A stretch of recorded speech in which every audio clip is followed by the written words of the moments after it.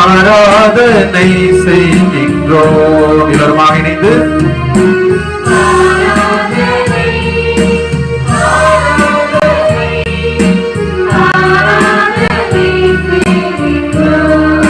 மீண்டுமாக ஆராதனை ஆராதனை ஆராதனை ஆராதனை செய்கின்றோம். எல்லோருமாக இணைந்து ஆராதனை ஆராதனை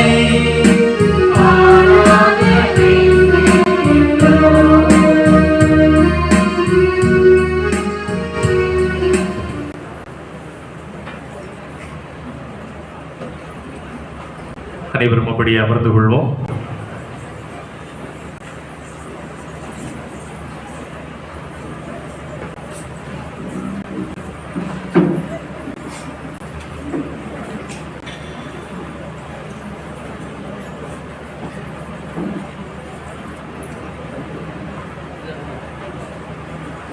திரு இயேசுவில் அன்புக்குரிய சகோதர சகோதரிகளே, அன்னையின் அன்பு பிள்ளைகளே, நம்முடைய அன்னைக்கு விண்ணக மண்ணக அரசியாய் முடிசூட்டிய உடலோடு ஆன்மாவோடு விண்ணகத்திற்கு எடுத்துக்கொள்ளப்பட்ட பெருவிழாவை கொண்டாடுகிறோம். இந்த திருவிழா நாட்கள் நமக்கு ஆசீர்வாதமான நாட்கள். அதுவும் சிறப்பாக இன்றைய நாளிலே நற்கருணை ஆண்டவரை, நம் ஆலயத்தில் நற்கருணை பேழையில் குழுவிற்றிருந்த நம் தெய்வத்தை நாம் வாழுகிற இல்லங்களுக்கு, நாம் நடமாடுகிற தெருக்களுக்கு, நமது ஊரின் எல்லா இடங்களுக்கும் நாம் எடுத்து வந்திருக்கிறோம். இந்த நற்கருணை ஆண்டவர் நம்மையும் நம் குடும்பங்களையும் ஆசீர்வதித்திருக்கிறார். அனைவரும் கரங்களை தட்டி நற்கருணை ஆண்டவருக்கு நாம் நன்றி செலுத்துவோம். அன்புக்குரியவர்களே,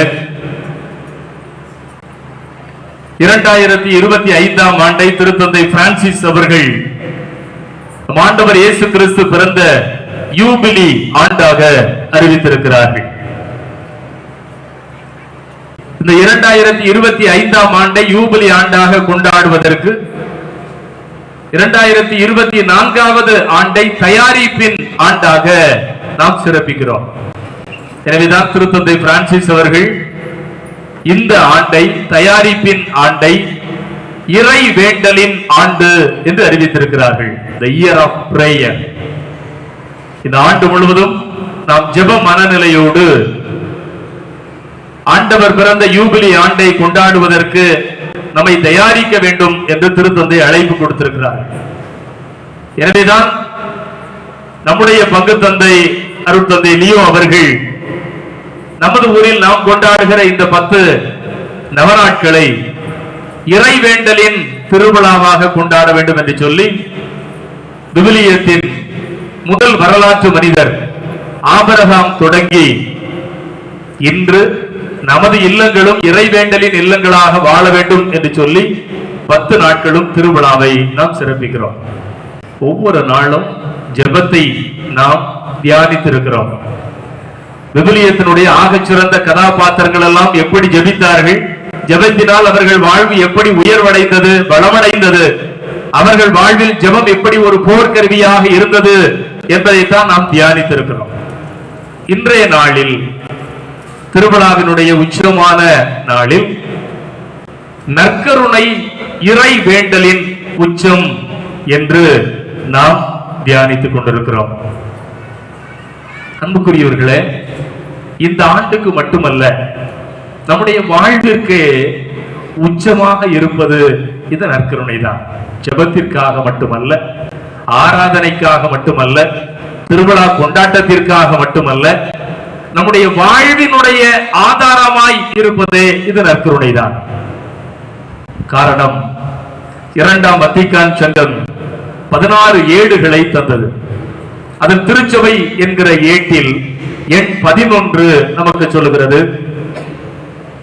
நற்கருணை கிறிஸ்தவ வாழ்வின் ஊற்றும் உச்சமுமாக இருக்கிறது என்று சொல்கிறது. கிறிஸ்தவ வாழ்வுக்கு நற்கருணை எப்படி இருக்கிறது? எல்லாரும் வாய் திறந்து சொல்லுங்க. ஊற்றும் உச்சமும், என் வாழ்வின் ஊற்றும் உச்சமும் நற்கருணை ஆண்டவரே. எல்லாரும் சொல்லுங்க பாப்போம்.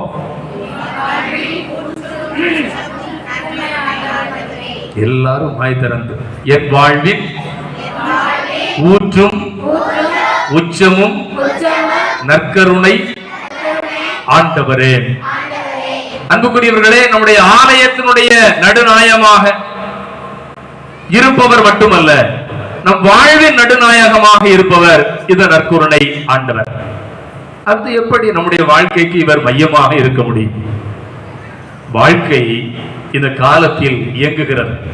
இந்த காலம்தான் வாழ்க்கையை இயக்குகிறது. கடவுள் என்றாலே அவர் கடந்தவர், எனவேதான் அவர் கடவுள். கடந்தவர் என்றால் எல்லாவற்றையும் கடந்தவர். ஆனால் கடந்தவராக மட்டுமே இருப்பதில்லை, கடந்து நம்மோடு உள்ளிருப்பவர். எனவேதான் கடவுள். கடவுள் என்கிற நீங்கள் சொல்லை பிரித்து பார்த்தால் கடவுள், கடந்தவர், கடந்தவர் மட்டுமல்ல, கடந்து உள்ளிருப்பவர். எனவேதான் நற்கருணை ஆண்டவருடைய புகழை, பெருமையை, சிறப்பை தன்னுடைய வாழ்வின் நிறைவாக எழுதி கொடுக்க வேண்டும் என்று ஒரு புனிதர் ஆசைப்படுகிறார். ஒவ்வொரு முறையும் நற்கருணை ஆசீர்வாதத்திற்கு முன்பாக ஒரு பாடல் பாடுவோம். இப்பொழுது மறையுரை முடிந்தவுடனே ஆசீர்வாதம் கொடுப்பதற்கு முன்பாக ஒரு பாடல் பாடுவோம். என்ன பாட்டு பாடுவோம்? நற்கருணை ஆசீர்வாதத்துக்கு முன்னாடி ஒரு பாட்டு பாடுவோங்களாமா? என்ன பாட்டு? மாண்புயர் கீதம். இந்த மாண்புயர் கீதத்தை எழுதியது யார்? யார் எழுதின பாட்டு அது? புனித தாமஸ் அக்வீனாஸ். யார் எழுதினா? எல்லாரும் வாய் திறந்து. இந்த தாமஸ் அக்வீனாஸ் தன்னுடைய வாழ்வில் அதுவரை எழுதி குவித்த அத்தனை இறையியல் பொக்கிஷங்களுடைய நிறைவாக எழுதியதுதான் இந்த மாண்புயர் என்கிற பாடல்.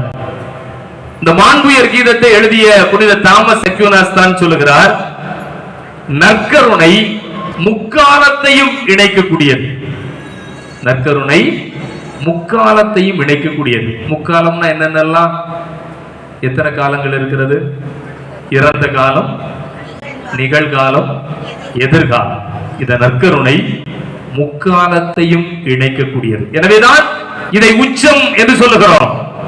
நான் சொன்னேன், ஜெபத்திற்கு மட்டுமல்ல, இறைவேண்டலின் உச்சம் என்று தியானிக்கிறோம். ஆனால் இறைவேண்டலுக்காக மட்டுமல்ல, என் வாழ்வின் உச்சமாக இருப்பது. காரணம், என் வாழ்வு இந்த 3 காலங்களில் தான் இருக்கிறது. எனக்கென்று ஒரு இறந்த காலம் இருக்கிறது, நான் ஒரு நிகழ்காலத்தில் இருக்கிறேன், எனக்கென்று ஒரு எதிர்காலம் இருக்கிறது. என் வாழ்வின் முக்காலத்தையும் இணைக்கிற இந்த நற்கருணை ஆண்டவர் என்று மாண்புயர் கீதத்தை எழுதிய புனித தாமஸ் அக்வீனாஸ் சொல்கிறார். எப்படி முக்காலத்தையும் இணைக்கிறது? திருத்தூதர் பவுல் கொரிந்தியருக்கு எழுதிய முதல் கடிதம் 11ஆம் அதிகாரம் 26வது இறை வார்த்தை. விவிலியத்தை வைத்திருக்கவங்க கையில் எடுத்துக்கங்க. திருத்தூதர் பவுல் கொரிந்தியருக்கு எழுதிய முதல் கடிதம் 11ஆம் அதிகாரம் 26வது வசனம் வாசிங்க. நீங்கள் இந்த அப்பத்தை உண்டு இந்த கிண்ணத்தில் பருகும் போதெல்லாம் ஆண்டவருடைய சாவை அவை வரும் வரை நீங்கள் அறிவிக்கிறீர்கள். அன்புக்குரியவர்களே, நீங்கள் எப்பொழுதெல்லாம் இந்த நற்கருணை பலியில், நற்கருணை விருந்தில், நற்கருணை ஆராதனையில், நற்கருணை பவனியில், நற்கருணை ஆசீர்வாதத்தில் பங்கெடுக்கிறீர்களோ அப்பொழுதெல்லாம் பவுல் சொல்கிறார், நீங்கள் இந்த ஆண்டவருடைய மரணத்தை அறிவிக்கிறீர்கள். இந்த நற்கருணை ஆண்டவர் என்னுடைய இறந்த காலத்தை என்னோடு இணைக்கிறார். காரணம் என்ன? இவர் எனக்காக இறந்தார். இந்த ஆண்டவர் யாருக்காக இருந்திருக்கிறார்? எனக்காக. இந்த உலகத்தில் எல்லோரும் வாழ வேண்டும் என்று நினைக்கிற பொழுது, பிறக்கிற பொழுது உனக்காக, எனக்காக, நம் பாவத்திலிருந்து நம்மை மீட்பதற்காக ஒருவர் சாக வேண்டும் என்றே பிறந்தார் என்றால் அவர்தான் இந்த நற்கருணை ஆண்டவர். எனவே நாம் எப்பொழுதெல்லாம் திருப்பலியில் கூடி வருகிறோமோ அப்பொழுதெல்லாம் இந்த நற்கருணை ஆண்டவர் எனக்காக கல்வாரியில் இறந்தார் என்கிற இறந்த காலத்தை நாம் நினைவு கூறுகிறோம். இந்த திருப்பலியில் வாசிக்கப்பட்ட முதல் வாசகத்தில் விடுதலை பயணத்தில் பாஸ்கா கொண்டாட்டம் என்பது அவர்களுடைய வாழ்வின் மையமாக இருந்தது. என்ன பாஸ்கா கொண்டாட்டம்? எகிப்தில் இஸ்ரேல் மக்கள் அடிமைகளாக இருக்கிறார்கள். அவர்களை யாவே இறைவன் மோசே என்கிற இறைவாக்கினர் வழியாக பாலும் தேனும் பொழிகிற கானான் தேசத்திற்கு அழைத்து செல்கிறார். அப்படி அழைத்து செல்வதற்கு முன்பாக அவர்களோடு ஒரு விருந்தை கொண்டாட வேண்டும் என்று நினைக்கிறார். ஒவ்வொருவரும் அவரவர் வீட்டில் ஆட்டுக்குட்டியை எடுத்து அதை வெட்டி அதனுடைய இரத்தத்தை அதனுடைய நிலைகளில் பூசுகிறார்கள். ஆண்டவருடைய தூதர் அவருடைய வீடுகளை கடந்து செல்கிற பொழுது யாருடைய வீடுகளில் எல்லாம் ரத்தம் தெளிக்கப்பட்டிருக்கிறதோ, யாருடைய வீடுகளில் எல்லாம் ஆட்டுக்குட்டியின் ரத்தம் தெளிக்கப்பட்டிருக்கிறதோ அந்த வீட்டில் இருக்கிற தலைச்சன் பிள்ளைகளை கடவுள் காப்பாற்றுகிறார். யாருடைய வீட்டின் தலைவாசலில் ஆட்டுக்குட்டியின் ரத்தம் இல்லையோ அங்கே இருக்கிற தலைச்சன் பிள்ளைகள் செத்து போகிறார்கள், கொலை செய்யப்படுகிறார்கள். பார்வோன் அரசனுடைய தலைமகன் வரை செத்து போகிறார்கள். 10 பெரும் துன்பங்களில் இதுதான் 10வது பெரும் துன்பம். அன்றுதான் அவர்கள் பாஸ்கா உணவை கொண்டாடுகிறார்கள், பாஸ்கா விருந்தை கொண்டாடுகிறார்கள். அந்த உணவை அந்த விருந்தை சாப்பிட்ட பிறகுதான் அடிமை தலையிலிருந்து உரிமை வாழ்விற்கு அவர்கள் கடந்து செல்கிறார்கள். இதுதான் பாஸ்கா கொண்டாட்டம். இந்த பாஸ்கா கொண்டாட்டத்தை தான் ஒவ்வொரு யூதரும் ஒவ்வொரு ஆண்டும் கொண்டாடுகிறார்கள். அதைத்தான் நாம பெரிய வியாழக்கிழமை என்று இயேசு நற்கருணை ஏற்படுத்தினார் என்று கொண்டாடுகிறோமே, அது புதிய பாஸ்கா. பழைய ஏற்பாட்டில் கொண்டாடப்பட்ட பாஸ்கா அவர்களுடைய விடுதலை பயணத்தினுடைய தொடக்கம். எனவே ஒவ்வொரு யூதனும் இந்த பாஸ்கா பெருவிழாவில் கூடி வருகிற பொழுது வீட்டினுடைய தலைவர் எழுந்து நாம் எப்படி கஷ்டப்பட்டோம், எப்படி பாடுகள் பட்டோம், எப்படி 40 ஆண்டுகாலம் விடுதலை பயணத்தில் நடந்து வந்தோம், ஆண்டவர் எப்படி உடனிருந்தார் என்கிற வரலாற்றை தன்னுடைய அடுத்த தலைமுறைக்கு விளக்கி சொன்னார்கள். எனவே ஒரு யூத வாழ்வினுடைய வழிபாட்டின் மையமாக இருந்தது இந்த பாஸ்கா கொண்டாட்டம். எனவேதான் புனித தாமஸ் அக்வினாஸ் சொன்னார், எப்பொழுதெல்லாம் நாம் திருப்பலியில் நாம் பங்கெடுக்கிறோமோ அப்பொழுதெல்லாம் நம் ஆண்டவர் நமக்காக இறந்தார் என்பதை நாம் கொண்டாடுகிறோம். 2000 ஆண்டுகளுக்கு முன்பாக கல்வாரியில் சிலுவையில் 3 ஆணிகள் விண்ணுக்கும் மண்ணுக்கும் நடுவில் தொங்கிக் கொண்டு எனக்காக செத்த கடவுள் மட்டுமல்ல, அவர் இறந்த காலத்தில் எனக்காக இறந்த கடவுள் மட்டுமல்ல, இந்த நிகழ்காலத்தில் என்னோடு எனக்காக இருப்பவர். அன்புக்குரியவர்களே, திருத்தந்தை புனித 2ஆம் ஜான் பால் அவர்கள் சொல்லுகிறார்கள், ஒரு மனிதனுடைய அன்பை இந்த உலகத்தில் அபரிமிதமாய் காட்ட வேண்டும் என்றால் எப்படி தெரியுமா? அன்பு செய்யப்படுகிறவரோடு உடனிருக்கிற பொழுதுதான் அன்பை முழுமையாக காட்ட முடியும். நான் உன்னை அன்பு செய்கிறேன், அதை எப்படி சொல்வது? நான் உன்னோடு இருக்கிறேன் என்பதுதான். கடவுள் இறந்த காலத்தில் இருந்தவர் மட்டுமல்ல, கடவுள் இறந்த காலத்தில் இறந்தவர் மட்டுமல்ல, நிகழ்காலத்தில் இருக்கக்கூடியவர். விடுதலை பயணம் 3ஆம் அதிகாரம் 14வது இறை வார்த்தையில் எரிகிற முச்செடியில் விடுதலை பயண வீரராக மோசேயை அழைக்கிற பொழுது யாவே இறைவனிடம் மோசே கேள்வி கேட்கிறார், கடவுளே உங்க பேர் என்ன? பார்வோன் அரசனிடமோ அல்லது இஸ்ரேல் மக்களிடமோ நாம் கடந்து செல்ல போகிறோம், விடுதலையாக போகிறோம் என்று நான் அறிவிக்க வேண்டும் என்றால் யார் உன்னை அனுப்பினார் என்று கேட்பார்கள். உங்க பேர் என்ன என்று கேட்கிறார். விவிலியத்தில் கடவுள் முதலில் தன்னுடைய பெயரை வெளிப்படுத்துகிறார். ஐடென்டிட்டி. நம்ம ஐடென்டிட்டி கார்டு வச்சிருக்கோம் பாருங்க, அடையாள அட்டை. நான் யார் என்பதற்கான அடையாளம், ஆண்டவர் யார் என்பதற்கான அடையாளம் முதலில் விவிலியத்தில் தரப்படுகிறது. 14ஆம் வசனம், கடவுள் மோசேயை நோக்கி இருக்கின்றவராக இருக்கின்றவர் நானே. ஆண்டவருடைய அடையாளம் என்ன? ஐடென்டிட்டி என்ன? இந்த ஆண்டவர் இருக்கின்றவர், என்னோடு இருக்கக்கூடியவர், நிகழ்காலத்தில் இருக்கக்கூடியவர். ஐயா, உங்க கடவுள் யார்? 2000 ஆண்டுகளுக்கு முன்னால் சிலுவையில் எனக்காக செத்தார், அவ்வளவுதானா? சாப்டர் முடிஞ்சு போச்சா? இல்ல. அவர் இறந்த கடவுள் மட்டுமல்ல, அவர் வாழ்வோரின் கடவுள், இன்றும் எனக்காக வாழ்கிறார். எனவேதான் இந்த திருப்பலி நாம் வாசித்த நற்செய்தியில் யோவான் எழுதிய நற்செய்தி 6ஆம் அதிகாரம் 56வது இறை வார்த்தையில் இந்த நற்கருணை திருவிருந்தில் பங்கெடுக்கிற பொழுது, இந்த நற்கருணை திருவிருந்தை நாம் உட்கொள்ளுகிற பொழுது, இந்த நற்கருணை ஆண்டவரை நாம் ஆராதிக்கிற பொழுது நாம் பெறுகிற ஆசீர்வாதம் என்ன என்பதை யோவான் எடுத்துச் சொல்கிறார். யோவான் 6:56, எனது சதையை உண்டு எனது இரத்தத்தை குடிப்போர் என்னோடு இணைந்திருப்பர், நானும் அவர்களோடு இணைந்திருப்பேன். அன்புக்குரியவர்களே, ஆண்டவர் தந்த ஆசீர்வாதத்தை பார்த்தீர்களா? நீங்கள் இந்த நற்கருணை ஆண்டவரை உட்கொண்டால் இந்த நற்கருணை ஆண்டவரை பருகினால் நீங்கள் ஆண்டவரோடு இருப்பீர்கள். அது மட்டுமல்ல, இந்த ஆண்டவர் என்னோடு இருப்பார். எனவே என் நிகழ்காலத்தில் என்னோடு உடன் பயணிக்கிற ஆண்டவர் இது நற்கருணை ஆண்டவர். எனவேதான் திருத்தந்தை 2ஆம் ஜான் பால் அவர்கள் சொன்னார்கள், அன்பின் உச்சகட்ட வெளிப்பாடு உடனிருப்பதுதான். இந்த நற்கருணையினுடைய உச்சம் எதில் இருக்கிறது? ஆண்டவர் இப்பொழுது என்னோடு இருக்கிறார். அதனால்தான் புதிய ஏற்பாட்டில் இயேசு கிறிஸ்து வருகிற பொழுது பல்லாயிரம் ஆண்டுகளுக்கு முன்பாகவே எசாயா இறைவாக்கினர் சொன்னார், கன்னி கருத்தாங்கி ஒரு மகனை பெற்றெடுப்பார், அந்த மகனுக்கு என்ன பெயரிடுவார்கள்? இம்மானுவேல் என்று பெயரிடுவார். இம்மானுவேல் என்றால் சத்தமா கடவுள் நம்மோடு இருக்கிறார், நம்மோடு இருக்கிற ஆண்டவர். எனவே இறந்த காலத்தில் எனக்காக இறந்தவர், நிகழ்காலத்தில் என்னோடு இருக்கிறவர். சரி, இது எல்லாம் நமக்கு சரி. ஆனால் என் அறிவுக்கு எட்டாத, என்னுடைய அனுபவத்தை கடந்து நிற்கிற எதிர்காலத்தை எப்படி இந்த நற்கருணை ஆண்டவர் என்னோடு இணைக்கிறார்?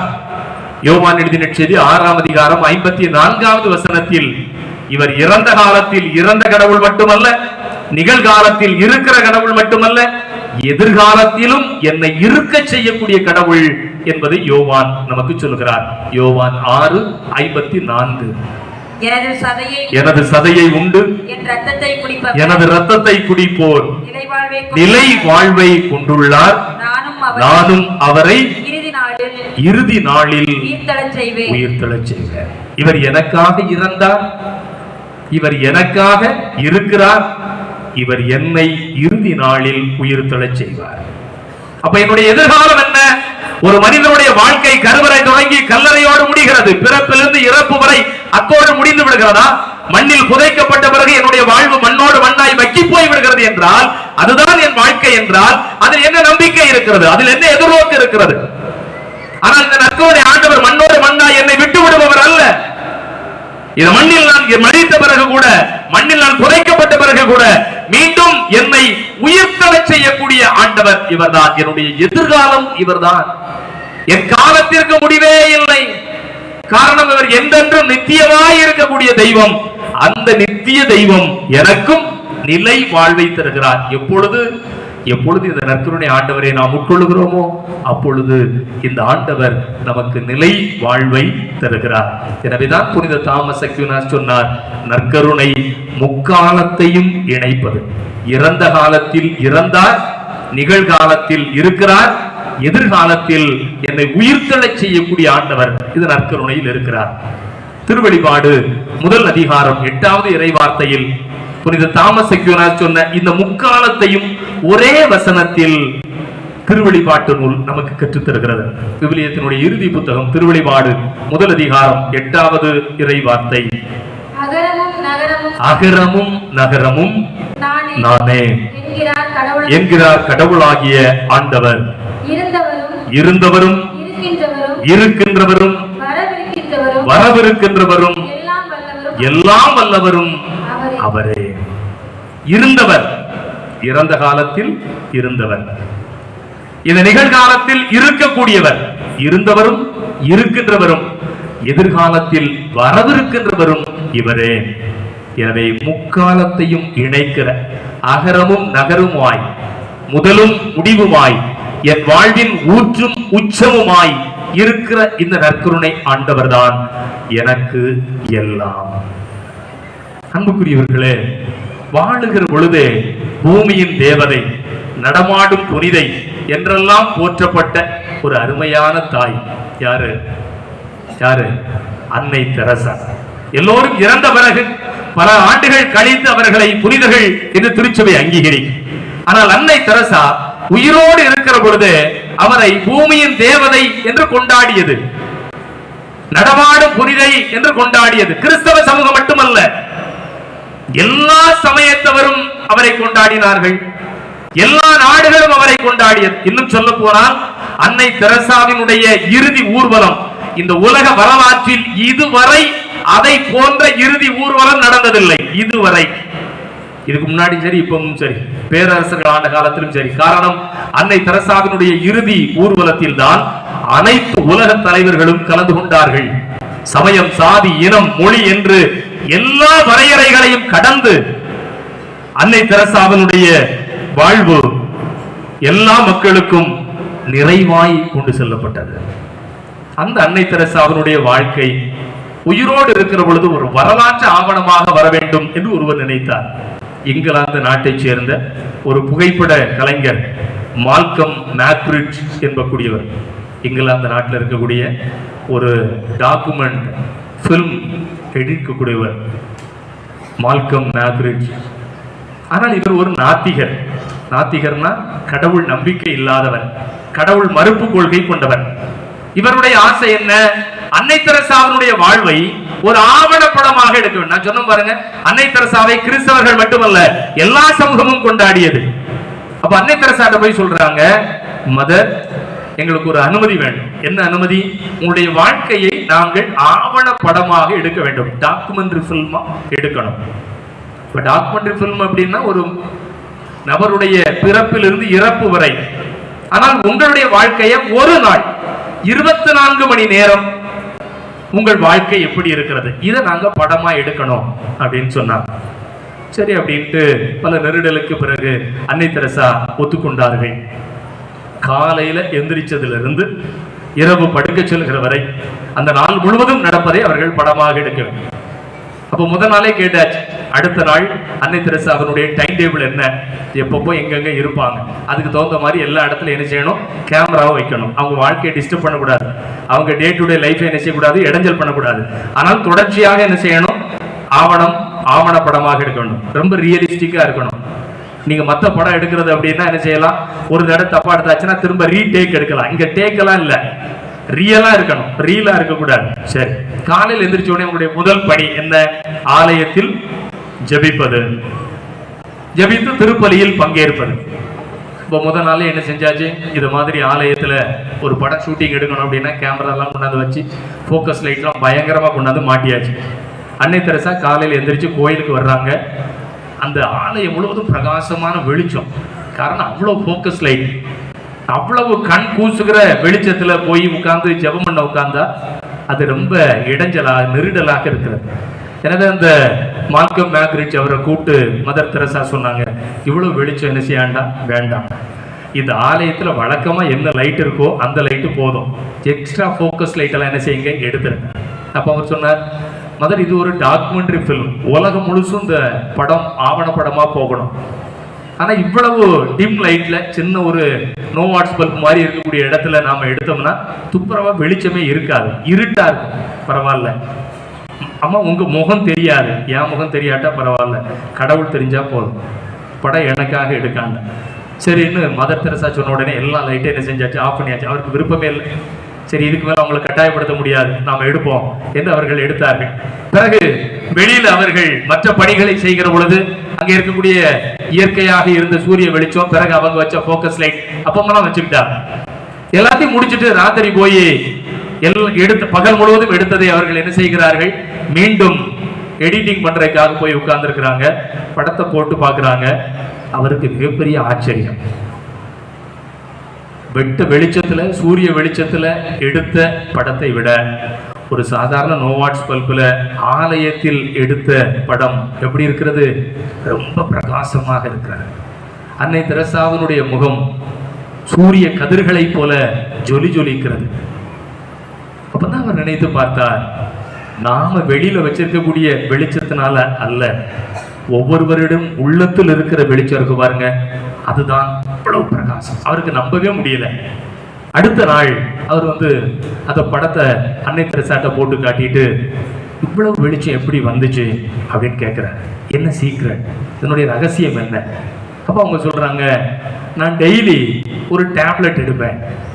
டெய்லி என்ன எடுப்பேன், ஒரு டேப்லெட் எடுப்பேன். அந்த டேப்லெட் தான் இவ்வளவு பிரகாசமான வெளிச்சத்திற்கு காரணம். இவருக்கு ஆச்சரியம், இந்த உலகத்துல முகம் பிரகாசமா இருக்கிறதுக்கு ஏதாவது டேப்லெட் இருக்கா? அப்படி இருந்தா இன்னைக்கு அதுதானே பயங்கரமா சேல்ஸ் ஆகும். நம்ம கண்ட கழுதையெல்லாம் போட்டு முகத்தை கொஞ்சமாவது அழகாக்கணும்னு நினைக்கிறோமா இல்லையா? அப்ப அன்னை தெரசா சொன்னாங்க, இவ்வளவு வயதான காலத்தில் முக சுருக்கங்களோடு இருக்கிற உங்க முகத்துல இவ்வளவு பிரகாசமான ஒளி, அது என்ன டேப்லெட்? அவங்க கூட்டிட்டு போய் ஆலயத்துல நற்கருணை ஆண்டவரை காட்டி ஒவ்வொரு முறையும் திருப்பலியில் 1 மணி நேரம் நான் நற்கருணை ஆண்டவரோடு உட்கார்ந்து ஜெபித்து திருப்பலி இந்த நற்கருணை ஆண்டவரை உட்கொள்கிறேன். இவர்தான் டேப்லெட், இவர்தான் என்னுடைய வாழ்வை ஒளிரச் செய்யக்கூடியவர். நான் உலகின் ஒளி, நீங்கள் ஒளியின் மக்கள். நீங்கள் என் பின்னால் வந்தால் இருளில் நடக்க மாட்டீர்கள். இந்த நற்கருணை ஆண்டவர் என்கிற ஒளியோடு யாரெல்லாம் இணைகிறார்களோ அவர்கள் எல்லோரும் பிரகாசமாய் ஜொலிக்கிறார்கள். அதுவரை கடவுளை மறுத்து வந்த அந்த இங்கிலாந்து நாட்டைச் சேர்ந்த மால்கம் மேக்ரிட் என்பவர் கடவுளை ஏற்றுக்கொண்டு ஒரு கத்தோலிக்க கிறிஸ்தவராக மாறினார் என்பதுதான் வரலாறு.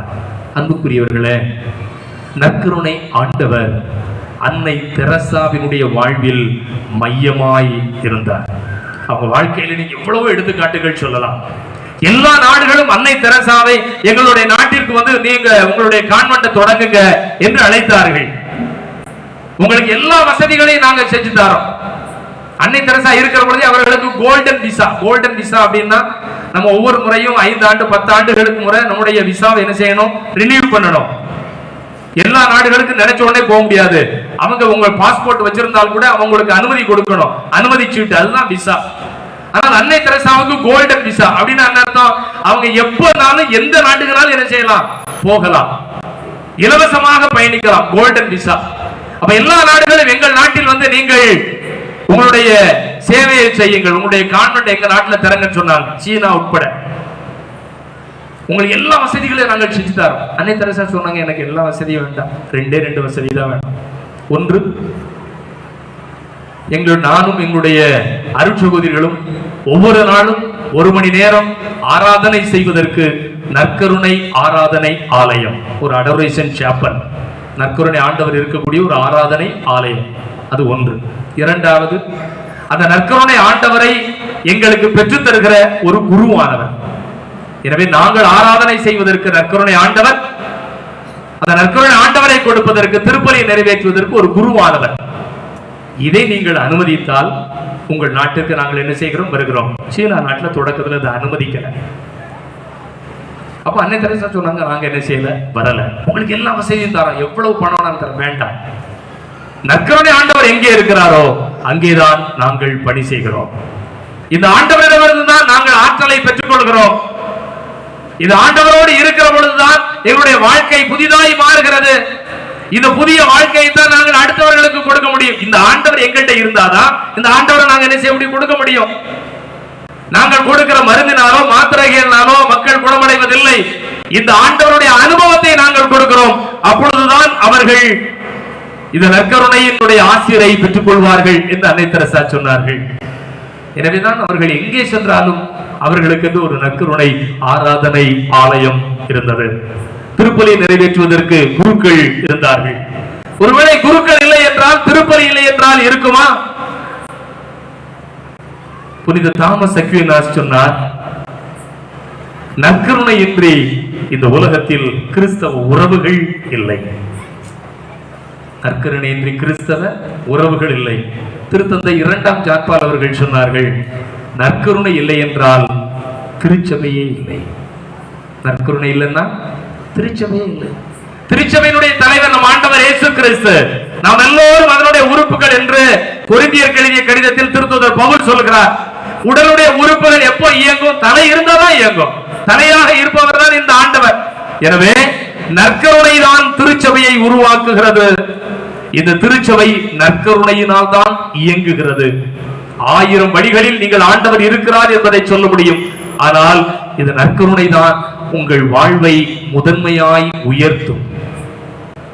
1945ஆம் ஆண்டு ஆகஸ்ட் மாதம் 6ஆம் தேதி 9ஆம் தேதி வரலாற்றில் ஒரு கருப்பு நாள், வரலாற்றை சிதைத்த நாள். வரலாறு படித்தவர்களுக்கு தெரியும். 1945 ஆகஸ்ட் 6, 9 என்ன நடந்துச்சு? அமெரிக்க நாடு ஜப்பான் நாட்டில் ஹிரோஷிமா நாகசாகி என்கிற இடத்தில் 2 அணுகுண்டுகளை வீசியது. உலகமே அதிர்ந்தது. 2 நகரங்களும் அமிலத்தில் விழுந்த பூவை போல சின்னாய் பின்னமாய் மாறி போனது. அப்பொழுது ஹிரோஷிமா நாகசாகி அந்த நகருக்கு அருகே வெளியிலே புறநகர் பகுதியில் இயேசு சபையினருடைய நவதுறவியர் இல்லம் இருந்தது. அந்த நவதுறவியர் இல்லத்தில் பயிற்சியாளராக இருந்தவர் தான் இயேசு சபையினுடைய முன்னாள் தலைவர் அருட்தந்தை பேத்ரோ அருப்பே என்கக்கூடியவர். அவர் திருச்சி இயேசு சபையினுடைய தலைவராக வந்தவர். அப்பொழுது அந்த நவகன்னியர் இல்லத்தினுடைய தலைவராக இருக்கிறார் அருட்தந்தை அருப்பே. அவர் ஒரு மருத்துவர். எனவே ஹிரோஷிமா நாகசாகி என்கிற அந்த இடத்தில் அணுகுண்டினால் பாதிக்கப்பட்ட அந்த மக்களுக்கு மறுவாழ்வு கொடுக்க வேண்டும் என்பதற்காக, அவர்களுக்கு மருத்துவ உதவி செய்ய வேண்டும் என்பதற்காக, அதுவரை நவதுறவியர் இல்லமாக இருந்த அந்த இடத்தை ஒரு மருத்துவமனையாக மாற்றினார் அருட்தந்தை அருப்பே. எல்லாரையும் அங்கே கொண்டு வந்து வைத்து அவர்களுக்கு மருத்துவ உதவிகள் செய்தார். ஆனால் எல்லாரையும் சில நேரத்தில் என்ன செய்ய முடியல, கொண்டு வர முடியல. அப்ப தந்தை அருப்பே அவர்களே அந்த ஹிரோஷிமா நாகசாகி இடங்களில் பாதிக்கப்பட்ட மக்களுக்கு சென்று அவர்களுக்கு மருத்துவ உதவிகளை செய்தார். அப்பொழுது ஒரு நாள் ஒரு வீட்டிற்கு செல்கிற பொழுது நாகமுரா சான் என்கிற ஒரு பெண்மணி அணுகுண்டின் வீச்சினால் உடலில் ஏறக்குறைய 60-70% எரிந்து உடல் முழுவதும் புண்ணாய் இருக்கக்கூடிய ஒரு பெண், சாகக்கூடிய தருவாயில் துடிதுடித்துக் கொண்டிருக்கிறார். இனிமேல் உயிர் வாழ முடியாது என்கிற கைவிரிக்கப்பட்ட நிலை. அப்ப தந்தை அருப்பே அவர்கள் அவருடைய வீட்டிற்கு செல்கிறார்கள். போய் அவர்களுடைய புண்களை எல்லாம் துடைத்து அதற்கு மருந்து போடுவதற்கு நினைக்கிறார்கள். அப்போ அந்த பெண்மணி அருட்தந்தை அருப்பையை பார்த்து சொல்றாங்க, ஃபாதர், நீங்க எனக்கு இப்ப மருந்து போட வேண்டாம். ஏமா மருந்து போட வேண்டாங்க, இனிமேல் நான் பிழைப்பேன் அப்படின்னு எனக்கு தெரியல. எனக்கு நீங்க ஒரே ஒரு உதவி செய்யுங்க. என்னமா செய்யணும்? நற்கருணை கொண்டாந்துருக்கீங்களா அப்படின்னு கேட்கிறாங்க. அருட்தந்தை அருப்பே, ஆமா நற்கருணை கொண்டு வந்திருக்கிறேன், எனக்கு நீங்க அதை கொடுங்க போதும் என்று சொல்கிறார். அவர் தன்னுடைய அங்கியிலிருந்து நற்கருணை கொண்டு வந்திருக்கிற பேழையை திறந்து நற்கருணை எடுத்து ஜெபித்து அந்த நாகமுராசான் என்கிற பெண்மணிக்கு நற்கருணையை கொடுக்கிறார். அவருடைய உடல் முழுவதும் புண்ணாக இருக்கிறது, ஆனால் முகம் முழுவதும் மகிழ்ச்சியாய் சந்தோஷமாய் அந்த நற்கருணை ஆண்டவரை பெற்றுக்கொண்டாள். பெற்றுக்கொண்ட சிறிது நேரத்தில் அவருடைய உயிர் பிரிந்தது. நற்கருணையில் வளர்ந்தேன் என்கிற நூலில் அருட்தந்தை அருப்பே அவர்கள் இந்த நிகழ்வை எழுதி வைத்து, அதுவரை அவர் நற்கருணை ஆண்டவருக்காக இருந்தார், இறுதியில் நற்கருணை ஆண்டவர் அவரோடு இருந்தார், அவர் இறக்கவில்லை, ஆண்டவர் அவரோடு இருந்தார் என்று அந்த நிகழ்வை நிறைவு செய்கிறார். அதனால்தான் இந்த நற்செய்தியில் இயேசு கிறிஸ்து சொல்கிறார், எனது உடலை உண்டு எனது இரத்தத்தை குடிப்போரை இறுதி நாளில் நான் உயிர்த்தெழச் செய்வேன். இந்த மன்னக வாழ்வோடு அவர்களுடைய வாழ்க்கை முடிந்து விடாது. இந்த நற்கருணை எனக்கு நித்திய வாழ்வை தருகிறது என்றால் இதுதான் என் வாழ்வின் அடித்தளமாய் ஆதாரமாய் ஆசீர்வாதமாய் இருக்கிறது என்பதை நாம் புரிந்து கொள்ள வேண்டும். நம் வாழ்வில் எவ்வளவோ காயங்கள் இருக்கலாம். காயம்பட்ட இந்த உலகத்திற்கு காயம்பட்ட கடவுள் தான் இந்த நற்கருணை ஆண்டவர். wounded healer என்கிற ஒரு புத்தகம் உண்டு. அது காயம்பட்ட கடவுள் எப்படி நம் காயத்தை ஆற்றுவார். சிலுவையில் காயங்களை பட்டவர், வாழ்க்கை முழுவதும் நம்முடைய பாவங்களினால் காயப்பட்டவர், இன்றும் நமது காயங்களை ஆற்றுகிற அரும் மருந்தாய் இந்த நற்கருணை ஆண்டவர் இருக்கிறார். ஒவ்வொரு முறையும் நற்கருணை உட்கொள்வதற்கு முன்பாக குருவானவர் திருப்பலியில் ஒரு ஜெபம் சொல்லுவதுண்டு. இயேசுவே, நான் உட்கொள்ளும் உமது திருவுடலும் திருரத்தமும் என் உடலையும் எனது உள்ளத்தையும் குணமளிக்கிற அருமருந்தாக என்ன செய்ய வேண்டும்? மாற வேண்டும். இதுதான் அருமருந்து, என் வாழ்வை ஆற்றுகிற மருந்து, என் வாழ்வை குணமாக்குகிற மருந்து, எனக்கு ஆசீர்வாதமாக இருக்கக்கூடியது. அன்புக்குரியவர்களே, நற்கருணை ஆண்டவர் ஆராதனைக்குரியவர், நாம் ஏற்றுக்கொள்கிறோம். நற்கருணை ஆண்டவர் நம்மை ஆசீர்வதிக்கக்கூடியவர், நாம் ஏற்றுக்கொள்கிறோம். நற்கருணை ஆண்டவர் தான் நமக்கு அனைத்தும், நாம் ஏற்றுக்கொள்கிறோம். நற்கருணை ஆண்டவர் வழிபாட்டுக்குரியவர், நாம் ஏற்றுக்கொள்கிறோம். நற்கருணை ஆண்டவர் நம் வாழ்வுக்குரியவர், அதைத்தான் நம்மால் ஏற்றுக்கொள்ள முடிவதில்லை. எதை ஏற்றுக்கிட முடியல? நற்கருணை ஆண்டவர் எதற்குரியவர்? நம் வாழ்வுக்குரியவர். இவரை வழிபாடு செய்வது எளிது. எப்படி வழிபாடு செய்வது? ஞாயிற்றுக்கிழமை பூசைக்கு வரோம், திருப்பலியில பங்கேற்கிறோம், திருப்பலியில் நற்கருணை உட்கொள்கிறோம், வழிபாடு முடிந்தது. 10 நாட்கள் திருவிழா. அந்த திருவிழாவில் ஒரு நாள் நற்கருணை பவனி ஆண்டவர் எடுத்து வைக்கிறோம். அலங்கரிக்கப்பட்ட வாகனம், தெருக்கள் முழுவதும் வெளிச்சம், சீரியல், பல்பு, போக்கஸ் லைட்டு, பெண்கள் குழந்தைகள் மலர் தூவுகிறார்கள். நற்கருணை ஆண்டவரை ஊர்வலமாக எடுத்து வருகிறோம், வைக்கிறோம், பிரசங்கம் வைக்கிறோம், தூபம் போடுகிறோம், ஆசீர்வதிக்கிறோம், தூக்கி பெட்டியில தூக்கி வச்சு பூட்டிடுறோம். இது ரொம்ப எளிது, ரொம்ப சிம்பிள், ஈஸியா இதெல்லாம் செஞ்சிடலாம். ஆனா நற்கருணை ஆண்டவர் வழிபாட்டுக்குரியவர் மட்டுமல்ல, அவர் வாழ்வுக்குரியவர். இவரை நாம் வாழ வேண்டும். இதை என் நினைவாக செய்யுங்கள். நினைவாக செய்வது என்பது திருப்பலி நிறைவேற்றுவது மட்டுமல்ல, நாக்கை கையை நீட்டி நற்கருணை உட்கொள்வது மட்டுமல்ல, இந்த ஆண்டவரை நாம் தகுதியான உள்ளத்தோடு உட்கொள்ள வேண்டும். திருத்தூதர் பவுல் கொரிந்தியர் கடிதம் முதல் கடிதம் 11ஆம் அதிகாரம் 27வது இறைவார்த்தையில், ஒருவேளை நீங்கள் தகுதி இல்லாமல் இந்த நற்கருணை ஆண்டவரை உட்கொண்டால் என்ன நடக்கும் என்கிற எச்சரிக்கையை தருகிறார். இவ்வளவு நாள் நம்ம நாக்கை நீட்டி கையை நீட்டி நற்கருணை ஆண்டவரை வாங்கி இருக்கிறோம். அவரை வாங்குவதற்கு நமக்கு தகுதி இருக்கிறதா? பவுல் சொல்கிறார் 1 கொரிந்தியர் 11:27, எவராவது தகுதியற்ற நிலையில் இந்த அப்பத்தை உண்டால் அல்லது ஆண்டவருடைய கிண்ணத்தில் பருகினால் அவர் ஆண்டவரின் உடலுக்கும் இரத்தத்திற்கும் எதிராக குற்றம் புரிகிறார். நாம் பாவம் செய்கிறோம். அன்புக்குரிய பிள்ளைகளே, நற்கருணையை உட்கொண்டால் ஆசீர்வதிக்கப்படுவோம், உண்மைதான். ஆனால் தகுதியற்ற நிலையில் நாம் நற்கருணை உட்கொண்டால் நாம் என்ன செய்கிறோம்? பாவம் செய்கிறோம். பாவம் செய்வதற்கு காரணமாய் இந்த நற்கருணை இருந்துவிடக் கூடாது. தொடர்ச்சியாக வருகிற 28வது வசனம் நம் வாழ்க்கையில் இருக்கிற சாபங்களுக்கெல்லாம் காரணம் என்ன என்கிற எச்சரிக்கையும் தருகிறது. 28, எனவே ஒவ்வொருவரும் தம்மையே சோதித்து அறிந்த பின்பே இந்த அப்பத்தை உண்டு கிண்ணத்தில் பருக வேண்டும். ஒவ்வொருவரும் என்ன செய்யணும்? திருப்பலிக்கு வருகிற பொழுது நம்மை நாம் என்ன செய்ய வேண்டும்? சோதித்து பார்க்க வேண்டும். அதனால முன்னாடி எல்லாம் திருப்பலியில் பங்கேற்பதற்கு முன்பாக பாவ சங்கீர்த்தனம் செய்துவிட்டு நாம் என்ன செய்கிறோம்? நற்கருணை உட்கொள்கிறோம். ஒவ்வொரு முறையும் பாவ சங்கீர்த்தனம் செஞ்சுட்டு நாம் என்ன செய்கிறோம்? நற்கருணை ஆண்டவர் உட்கொள்கிறோம். ஆனால் இப்பொழுது அதற்கு வழி இல்லை, வாய்ப்பு இல்லை என்றால் திருவிழா அல்லது தவக்காலங்களில் பாவ சங்கீர்த்தனம் செய்வதற்கான ஏற்பாடு வருடத்தில் ஒரு முறையாவது நல்ல பாவ சங்கீர்த்தனம் செய்து நம்மை தயாரித்துக் கொள்ள வேண்டும். அப்பொழுதுதான் இந்த நற்கருணை ஆண்டவரை நாம் வழிபாட்டிற்காக மட்டுமல்ல வாழ்விற்காக எடுத்துக் கொள்கிறோம். ஆனால் பாவ சங்கீர்த்தனம் பொதுவாகவும் நாம் செய்கிறோம். திருப்பலியில ஒவ்வொரு முறையும் நாம் திருப்பலியில என்ன செய்கிறோம்? ஒரு பொது பாவ சங்கீர்த்தனம் செய்கிறோம். எப்ப செய்கிறோம்? திருப்பலியை தொடங்குகிற பொழுது.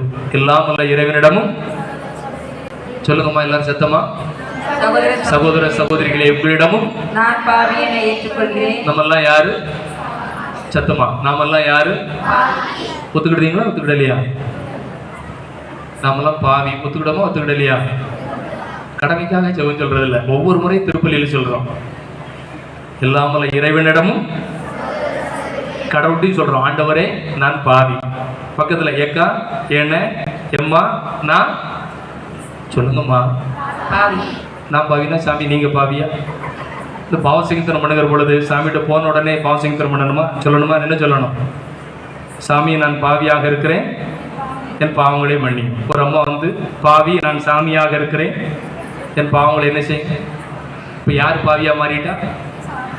அவங்க சாமி ஆயிட்டாங்க, இவங்க பாவி ஆயிட்டாங்க. அப்படி இல்லை, நாம என்ன செய்கிறோம்? பாவி. எனவே எல்லாமல்ல இறைவனிடமும் சகோதர சகோதரிகளை உங்களிடமும் நான் பாவி என்று ஏற்றுக்கொள்கிறேன். என்ன பாவம்? என்ன பாவம்? தொடர்ந்து அந்த ஜெபத்தை சொல்லுங்க. அதுலயே பாவம் இருக்கு. சொல்லுங்க. என் சிந்தனையாலும் சொல்லாலும் பல நேரங்கள்ல நாம பாவம் என்பது நாம் செய்கிற செயல் என்று நினைக்கிறோம். இல்ல, நீ அடுத்தவனை பத்தி தவறான எண்ணத்தை கெடுத்து சிந்தித்தாலே அந்த சிந்தனையே என்னதுதான்? பாவம் தான். எனவே என் சிந்தனையாலும் சொன்னாலும், பல நேரங்களில் நம்முடைய சொல்லால் அடுத்தவர்களை காயப்படுத்துகிறோம் பாருங்க. எனவே என் சிந்தனையாலும் சொல்லாலும் செயலாலும் ரொம்ப முக்கியம், கடமையை செய்ய தவறியதால். பல நேரத்தில் நம்ம பாவம் என்பது என்ன நினைக்கிறோம்? நாம் செய்கிற தவறு.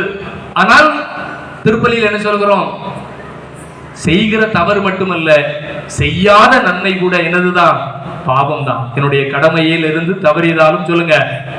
தொடர்ந்து பாவங்கள் 1 2 இல்ல, பாவங்கள் சத்தமா பல செய்தேன். இந்த ஜெபத்தை உணர்ந்தாச்சுன்னா திருப்பலியில இந்த ஜெபத்தை சொல்லவே மாட்டேன். மூடு இருக்கா? சும்மா கடப்படன்னு தேசிக்கு இது மாதிரிலாம் நான் சொல்லிக்கிட்டு இருந்தேன். பாவங்கள் பல செய்தேன். சரி, இவ்வளவு செஞ்சாச்சு. இனிமே என்ன செய்யணும்? என் பாவமே என் பாவமே என் பாவமே என் பெரும் பாவமே. தட்டி பார்க்கும். உள்ள இருக்கிறதெல்லாம் என்ன செய்யறோம்? தட்டி பார்க்கும். என் பாவமே என் பாவமே என் பெரும் பாவமே அப்படின்னு என்ன செய்யறோம்? உள்ள என்னென்னலாம் இருக்கும், மறந்து போச்சோ, மறைச்சது, தெரியாம போனது எல்லாத்தையும் என்ன செய்யறோம்? தட்டி என்ன செய்யறோம்? பார்க்கிறோம். என் பாவமே என் பாவமே பெத்த பெரும் பாவமே. ஆகையால் இவ்வளவு பெரிய பாவத்தை பண்ணிட்டேன், இனிமேல் என்ன செய்யணும்? ஆகையால் எப்பொழுதும் கன்னியான இவ்வளவு பாவத்தை செய்த பிறகு நாம் யாரை தேடுகிறோம்?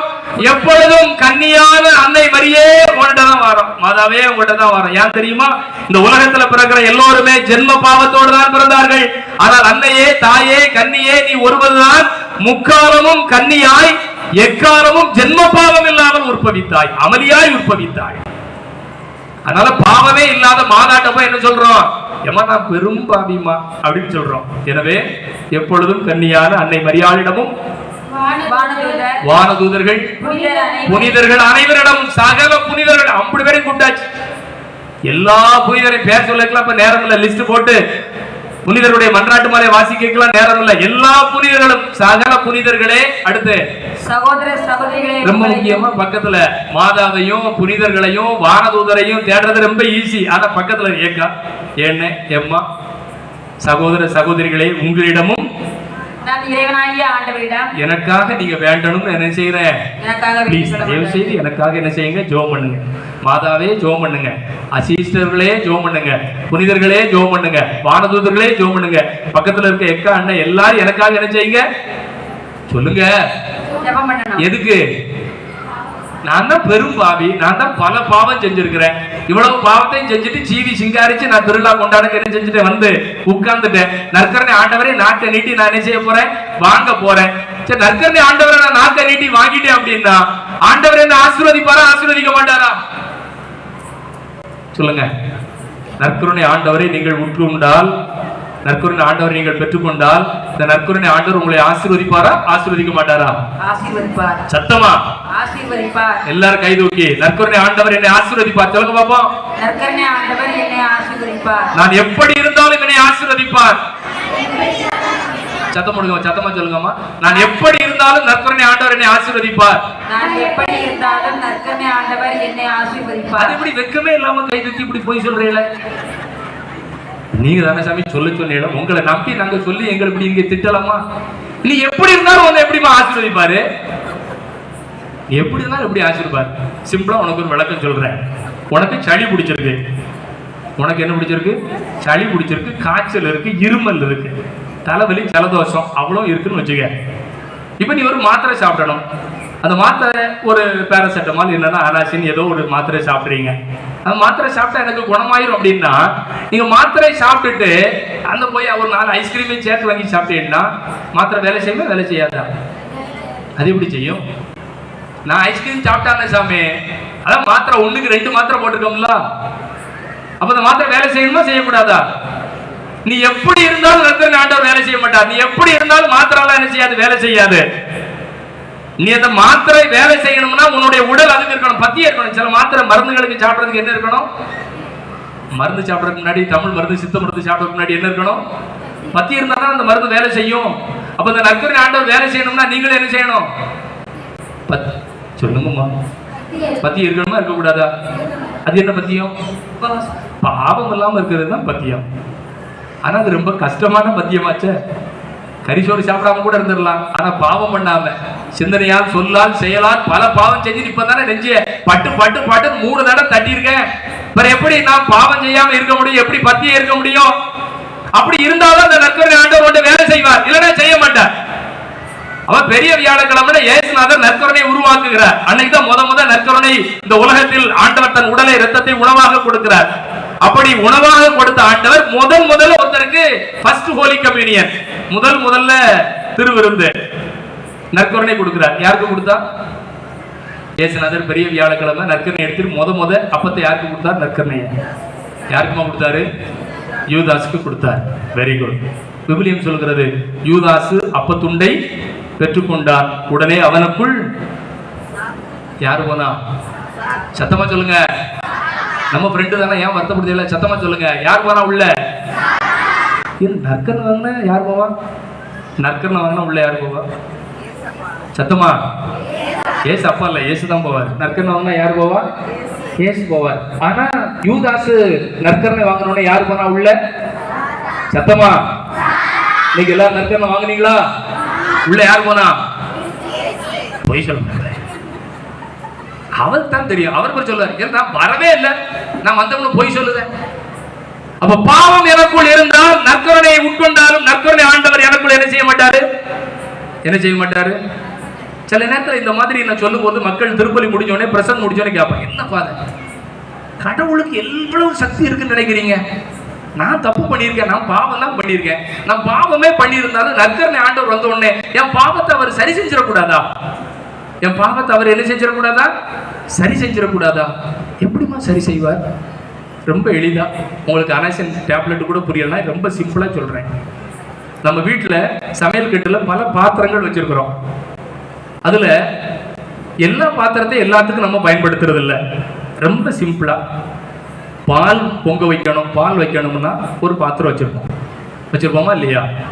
ஏமா பால் சட்டி இருக்கா இல்லையா வீட்டுல? Very good. பால் சட்டியில என்னத்தை ஊத்துவோம்? பெரும்பாலும் பால் சட்டியில வேற எதையும் நாம் என்ன செய்யறது இல்லை, ஊத்துறது இல்லை. இப்போ இன்னைக்கு பால் சட்டி வச்சாச்சு. சாயந்தரம் திடீர்னு பங்குச்சாமி லீவ் என்ன செஞ்சுட்டாரு, உங்க வீட்டுக்கு வந்துட்டாரு. சரி, ஒரு நாள் சாமி இன்னைக்கு திடீர்னு வீட்டுக்கு வந்துட்டாரு, அவருக்கு திடீர்னு என்ன செஞ்சிருவோம், ஒரு காப்பி போட்டு கொடுத்துருவோம். ஆனா பால் சட்டி கழுவாம இருக்கு. Very good. அப்போ மத்தியானம் வச்ச கருவாட்டு குழம்பு மண் சட்டி இருக்கு. இப்போ மண் சட்டியில யாரும் கருவாட்டு குழம்பு வைக்கிறது இல்லை. சரி, உங்க வீட்டுல என்னமோ மண் சட்டியில என்ன வச்சிருக்கீல? என்ன வச்சிருக்கீல? எனக்கு தராண்டாம்மா, நீங்க வச்ச நோட்டு சொல்லு. மண் சட்டியில் என்ன குழம்பு இருக்கு? கருவாட்டு குழம்பு இருக்கு. சாமியார் வந்த உடனே டபக்கண்டு ஒரு அலசி பாக்கெட்டு பாலை டப்புன்னு வெட்டி, ஆரோக்கியம் வெட்டி, ஆரோக்கியம் வேற ஆரோக்கியத்தை வெட்டிடுறாங்க, ஆரோக்கிய பாலை வெட்டி எதுல ஊத்தியாச்சு? எதுல ஊத்தியாச்சு? கருவாட்டு சட்டி எதுல ஊத்தியாச்சு? ஊத்தியாச்சு. அடுப்புல தூக்கி வச்சாச்சு. பொங்குமா? பால் பொங்குமா? என்ன செய்யும்? தெரிஞ்சு போயிடும். அப்ப என்ன அர்த்தம்? ஆரோக்கிய பால்ல மிக்ஸ் பண்ணிட்டாங்க. பால்காரன் தண்ணியில பாலை ஊத்தாம, பால்ல தண்ணி ஊத்தாம தண்ணியில பாலை தூக்கி ஊத்திட்டானோ. பிரச்சனை எங்க இருக்கு? பால்ல இருக்கா? எங்க இருக்கு? பால் பாத்திரம். கருவாட்டு சட்டின்னு சொல்ல. பிரச்சனை எங்க இருக்கு? கருவாட்டு சட்டியில. பால் நல்ல பாலா கெட்ட பாலா? நல்ல பால். ஆனா சட்டி கருவாட்டு சட்டி. நல்ல பாலை ஊத்தினாலும் கருவாட்டு சட்டி என்ன செஞ்சிடும்? பாலை. இவர் தான் பால். இந்த ஆண்டவர், நற்கருணை ஆண்டவர் தான் பால். கருவாட்டு சட்டி யாரு? சத்தமா? நான் சொல்ல மாட்டேன். நம்ம நீ என்னையா சேர்த்து சொல்லுத? ஒண்ணு மட்டும் சொல்லு. நான் கருவாட்டு சட்டியா குழம்பு சட்டியா நான் என்ன பார்த்துக்கிட்டேன்? கருவாட்டு சட்டி யாரு? சத்தமா? வெரி குட், சூப்பர், ஆசீர்வாதம். இப்ப இந்த நற்கருணை ஆண்டவர் உனக்குள் வந்து பொங்கி வழியணுமா இல்ல தெரிஞ்சு போகணுமா? அப்ப என்ன செய்யணும்? கருவாட்டு சட்டியை மின்பார் போட்டு கழுவணுமா? கழுவும். இந்த திருவிழா உங்களுடைய வாழ்வை கழுவுவதற்கான திருவிழா. அதற்காகத்தான் பங்கு தந்தை அவர்கள் உங்கள் வாழ்வை கழுவுவதற்கு உங்களுக்கு தருகிறார். என்ன தராரு? 1/2 கிலோ விம்பொடியா? 10 நாளும் பிரசங்கம். கேட்டீங்களா கேட்கலையா? என்ன பிரசங்கம்? ஜெபம் ஜெபம் ஜெபம் ஜெபம். இந்த 10 நாள் தான பிரசங்கம். இந்த ஜெபம் தான் உங்களுடைய வாழ்க்கை என்ன செய்ய போகிறது? 10 நாளும் கோயில்ல ஜெபத்தை கேட்டால் மட்டுமல்ல, கடைசி நாள் நீங்க சிந்திக்க போறீங்க. உங்களுடைய குடும்பத்தில் நீங்கள் குடும்ப ஜெபம் நீங்கள் ஜெபிக்கிற பொழுது, இறை வேண்டலின் இல்லமாக நீங்கள் மாறுகிற பொழுது, இந்த நற்கருணை ஆண்டவர் உங்களை ஆசீர்வதிப்பார். தொடக்க காலத்தில் திருத்தூதர் பணிகளில் வாசிக்கிறோம், எல்லா கிறிஸ்தவர்களும் இதை போன்ற ஆலயங்களில் நற்கருணை பவனி விழா கொண்டாடவில்லை. அவரவர் வீடுகளில் ஆங்காங்கே குடிசைகளில் கூடி வந்து அப்பம் விடுவதிலும் இறை வேண்டலிலும் திருத்தூதர் கற்பித்தவற்றிலும் அவர்கள் நிலைத்து நின்றார்கள். எனவேதான் அவர்கள் ஆசீர்வதிக்கப்பட்ட மக்கள். தொடக்க கால கிறிஸ்தவ சமூகம் இந்த நற்கருணை ஆண்டவரை மையமாக வைத்துத்தான் இயங்கியது. அது ஆசீர்வதிக்கப்பட்ட சமூகம். என் அன்புக்குரிய சகோதர சகோதரிகளே, அன்னை மரியாவை கன்னி தாய் என்று, பரலோக தாய் என்று, பாவ மாசு இல்லாத அமளி என்று நாம் கொண்டாடுகிறோமே, அந்த அன்னை 10 மாதம் தன்னுடைய கருவறையில் இந்த நற்கருணை ஆண்டவரை கொண்டிருந்தாள். அதே தாயின் கருவறையை போலத்தான் இந்த நற்கருணை ஆண்டவரை உட்கொள்ளுகிற நாம் எல்லோரும் அன்னை மரியாவின் கருவறையை நம்முடைய இதயத்தில் கொள்கிறோம். இதை இதயம் என்கிற சட்டியில், இதயம் என்கிற பாத்திரத்தில், என் வாழ்க்கை என்கிற பாத்திரத்தில் இந்த நற்கருணை ஆண்டவரை நான் பெற்றுக் கொள்கிறேன். இந்த நற்கருணை ஆண்டவர் வழிபாட்டிற்காக மட்டும் அல்ல, என் வாழ்விற்குரியவர். இவரை எப்பொழுது என் வாழ்வில் மையமாக கொள்கிறேனோ, இவரை வைத்து நான் எப்பொழுது இயங்குகிறேனோ, இவரால் நான் எப்போது இயங்குகிறேனோ, இவருக்காக எப்பொழுது இயங்குகிறேனோ, அப்பொழுதுதான் என் வாழ்க்கை ஆசீர்வதிக்கப்படும். எனவேதான் நாம் திருப்பலியில அப்பரசத்தை உயர்த்தி இவர் வழியாக, இவரோடு, இவரில், அதான் வார்த்தை. இவர் வழியாகத்தான் ஆசீர்வாதம். எதன் வழியாக? இவர் வழியாகத்தான். ஆசீர்வாதம் யாரோடு? இவரோடு தான். ஆசீர்வாதம் யாரில்? இவரில் தான். எனவேதான் சொல்லுகிறேன், இந்த நற்கருணை ஆண்டவர் தான் என் ஜெபத்தின் உச்சம் மட்டுமல்ல, என் வாழ்வின் உச்சம். அனைவரும் முழந்தாள் படியிடுவோம், முழந்தாள் படியிடுவோம், கரங்களை குவித்துக் கொள்வோம். இந்த நற்கருணை ஆண்டவரை விட்டு பார்ப்போம். எல்லாரும் எங்கெங்க இருந்தாலும் சரி, எல்லாரும் இந்த நற்கருணை ஆண்டவரை விட்டு பாருங்க. இந்த நற்கருணை ஆண்டவர் நம்மை ஆசீர்வதிக்க போகிறார். எல்லாம் கண்ணை மூடாண்டா, நற்கருணை ஆண்டவரை விட்டு பாருங்க. பக்கத்துல பார்க்காண்ட கை கும்பிட்டுங்க. இந்த நற்கருணை ஆண்டவரை பாருங்க, யாரையும் பாருங்க. இந்த ஆண்டவரை உற்று பார்த்தவர்கள் அவமானத்திற்கு உள்ளாவதில்லை. விவிலியம் சொல்லுகிறது, ஆண்டவரை உற்று பார்த்தவர்கள் அவமானத்திற்கு உள்ளாகவில்லை. இவரை உற்று பாருங்கள்.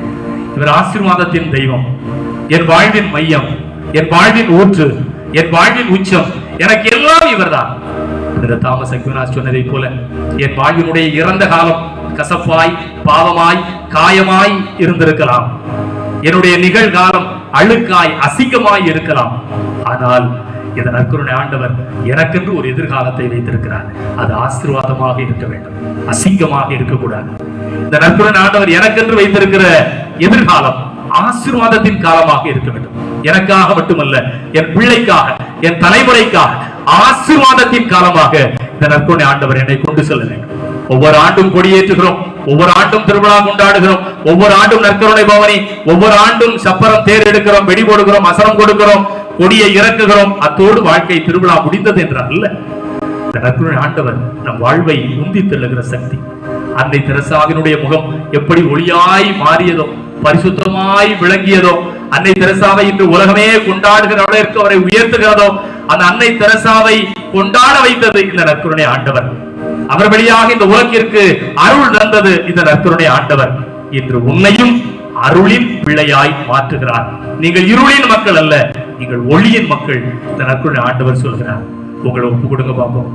உங்க குடும்பத்தை ஒப்பு கொடுங்க, கணவனை ஒப்பு கொடுங்க, மனைவியை ஒப்பு கொடுங்க, உங்களுடைய பிள்ளைகளை ஒப்பு கொடுங்க, உங்க பிள்ளைகளுடைய கல்வியை ஒப்பு கொடுங்க, உங்கள் குடும்பத்தில் செய்யக்கூடிய தொழில் முயற்சிகளை ஒப்பு கொடுங்க.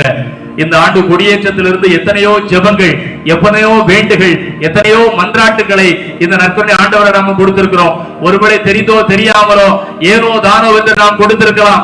ஆனால் இந்த நற்கருணை ஆண்டவர் உன்னை ஆசீர்வதிக்கிற தெய்வம். என் மகனே, என் மகளே, நீ என்னை நோக்கி பார்க்கிற பொழுது உனக்கு அவமானம் வராது. என் மகனே, என் மகளே, உனது விண்ணப்பத்தை என்னிடம் வைக்கிற பொழுது நீ வெறுங்கையோடு திரும்பி செல்ல மாட்டாய். என் மகனே, என் மகளே, ஒளியாம் என்னோடு நீ இணைகிற பொழுது உன் வாழ்வில் பாவ இருள் இனிமேல் இல்லை என்று உன்னை ஆசீர்வதிக்கிற தெய்வம். இவற்றை ஒப்பு கொடுங்க பாப்போம். உங்க குடும்பத்தில் இருக்கிற தடைகளை எல்லாம் ஒப்பு கொடுங்க. ஒருவேளை திருமணம் ஆகாமல் திருமண தடைகள் இருக்கிறதா? ஒப்பு கொடுங்க. ஒருவேளை குழந்தை பாக்கியம் இல்லாமல் கற்ப தடைகள் இருக்கிறதா?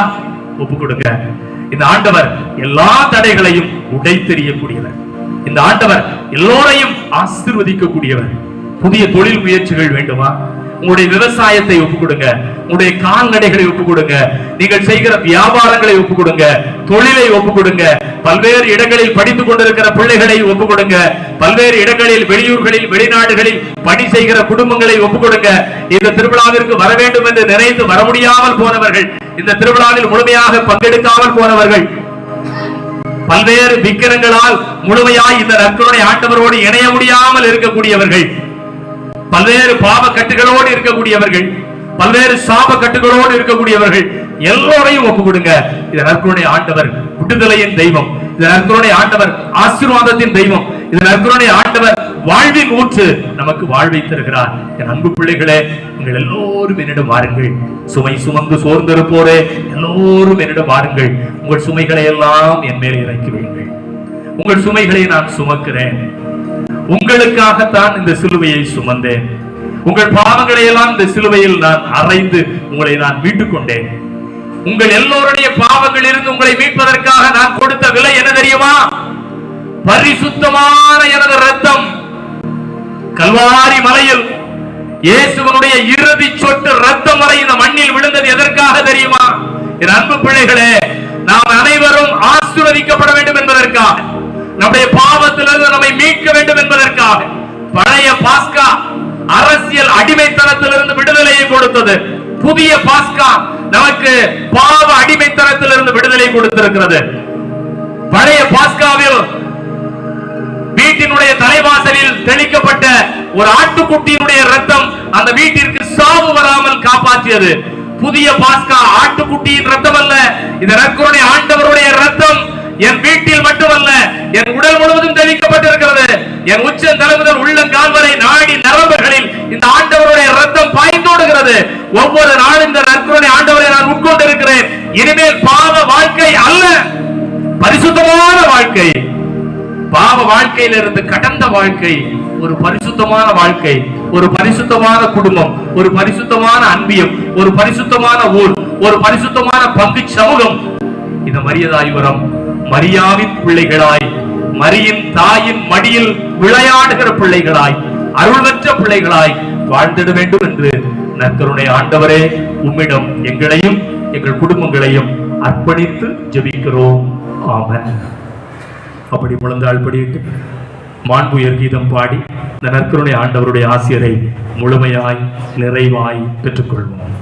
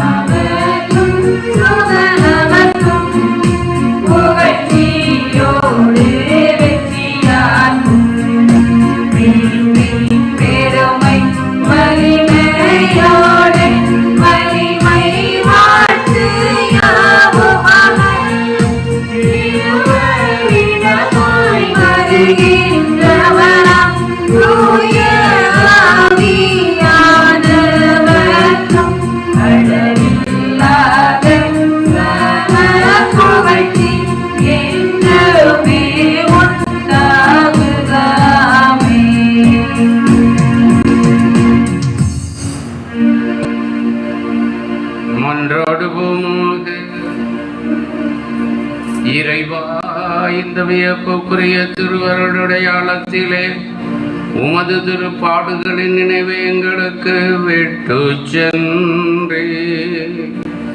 உமது திருவுடல் திரு ரத்தம் ஆகியவற்றின் மறைபொருளை வணங்கும் நாங்கள் உமது மீட்பின் பலனை இடைவிடாமல் அனுபவிக்கருள் புரியும்.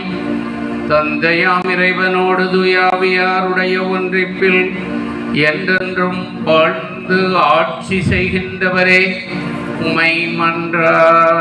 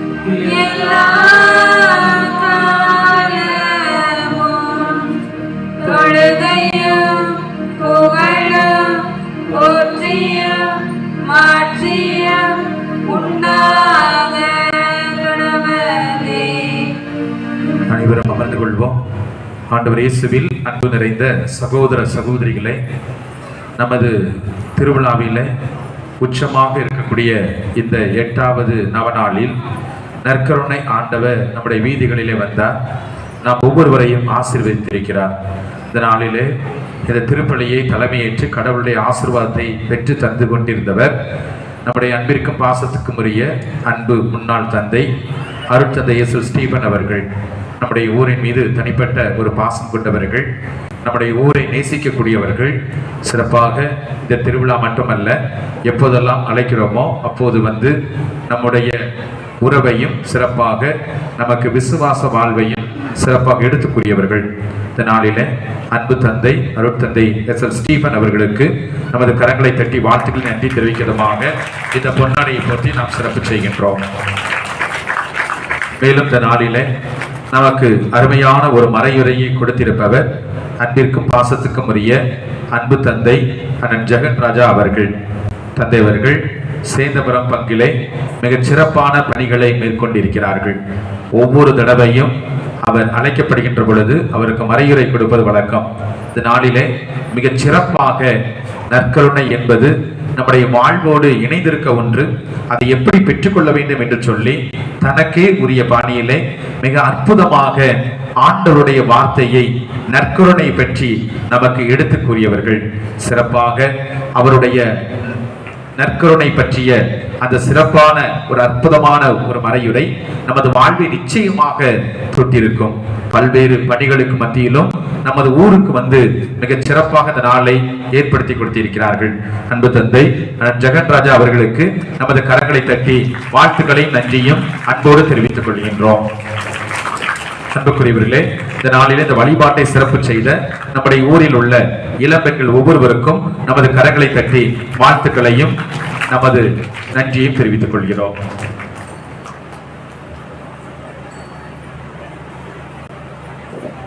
அன்புக்குரியவர்களே, நாளைய தினம் நமது அன்னையினுடைய விண்ணேற்பு திருவிழாவினை சிறப்பாக கொண்டாட இருக்கின்றோம். நாளை சரியாக 9 மணி அளவில் திருப்பலியானது ஆரம்பமாகும். நாளைய திருப்பலியை மண்ணின் மைந்தர்கள் சிறப்பிக்கின்றார்கள். மேலும் நாளைய திருப்பலியானது தேரடி திருப்பலியாக நடைபெறும். திருப்பலி முடிந்த பின்பு அன்னையினுடைய தேர் பவனி உடனடியாக நடைபெறும். மேலும் இன்றைய நாளில் இந்த அசன விருந்தை கொடுக்கக்கூடியவர்கள் பிஎஸ்என்எல் சூசை மரியந்தோணி, செல்வராஜ் ஆசிரியர், கார்மேல்ராஜன் ஆசிரியர், சகாயம் டி ஸ்டார், வேளாங்கண்ணி ஆசிரியர், முருகன் பாலி ஆவாரம், ஸ்டீவன் பாபு ஆசிரியர், அகஸ்டின் ஆசிரியர், அந்தோணி, சென்ட்ரிங் கான்ட்ராக்டர் அந்தோணி ராஜ், ஆட்டு வியாபாரி அந்தோணி ராஜ், ஜோசப் பூமாலை ராஜா, சேசி மிக்கல் ஆசிரியர், பிரான்சிஸ் ஆசிரியர், BK புதுர், தேயிலை வியாபாரி சுடலி ஆகியோர்கள் இன்றைய அசனத்தை கொடுக்கின்றார்கள். அவர்களுக்கு நமது ஜபத்தையும் நமது சிறப்பான நமது நன்றியையும் தெரிவித்துக் கொள்வோம். அன்புக்குரியவர்களே, சேர்ந்தமரம் பங்கு தன்னூத்து